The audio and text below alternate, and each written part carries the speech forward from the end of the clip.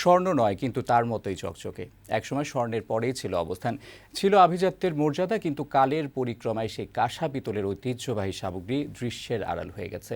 মাত্র ২-৩ দশক আগে ওসব প্রাচীন ধাতব পণ্যের যে সমাদর ছিল তা যেন নিমেষেই হারিয়েছে। খুঁজে পেতে রীতিমতো অনুসন্ধান করতে হয়। দেশে কাঁসা ও পিতল শিল্পের সেকাল একাল নিয়ে বেলাল হোসেনের ক্যামেরায় দেখুন ফারাহ হোসেনের কয়েকটি প্রতিবেদন। এমন ঝকঝকে চকচকে ধাতব পণ্য দেখলে কার না মন টানে। স্বর্ণের মতোই যেন রূপ, কিন্তু নামে কাঁসা ও পিতল। এসব ধাতব তৈরি অবস্থায় সরাসরি প্রকৃতি থেকে পাওয়া যায় না। তবে যেসব উপাদান মিলে মানুষ কাঁসা ও পিতল তৈরি করে, সেসব প্রকৃতি থেকেই মেলে।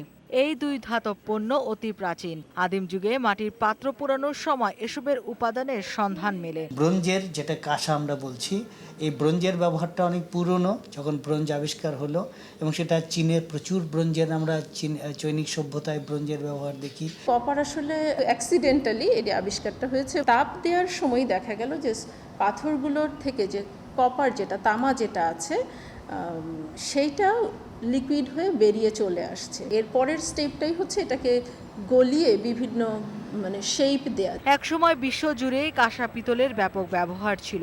ভারত উপমহাদেশেও সেই চর্চার বিস্তৃতি ঘটে স্বাভাবিকভাবেই। খুঁজলে নানান দেশে কাঁসা পিতলের তৈরি জিনিসের ঐতিহাসিক ব্যবহারের নিদর্শনও পাওয়া যায়। কাঁসা পিতলের ব্যবহার যুদ্ধ সামগ্রী এবং শিল্পকর্মেও খুঁজে পাওয়া যায়। ব্রোঞ্জ দিয়ে সোর্ড বানানো হচ্ছিল।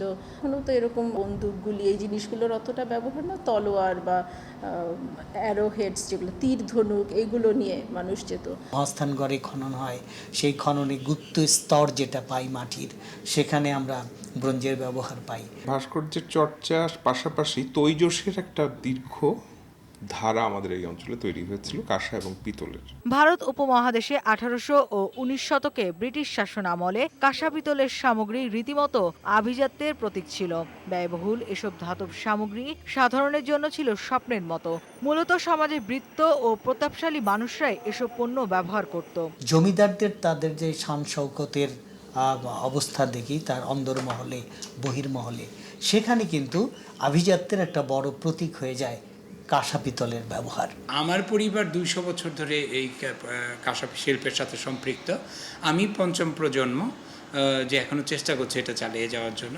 গত কয়েকশো বছরে দেশের বিভিন্ন জনপদে কাঁসা পিতলের সামগ্রী তৈরির কারখানা বিস্তৃত হয়েছিল।